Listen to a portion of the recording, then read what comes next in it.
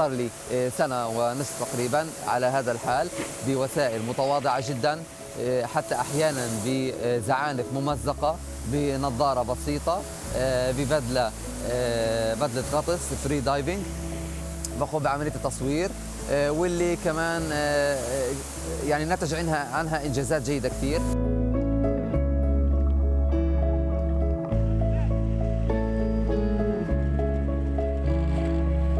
لازم يوم من الأيام كنت بفكر إني أظهر المشاهد هاي اللي من تحت هذا المسطح المائي. المشاهد هذه مهمة جدا لأنه طول الفترة السابقة كانت مطموسة غير مرئية، فأنا اليوم بظهرها للعالم.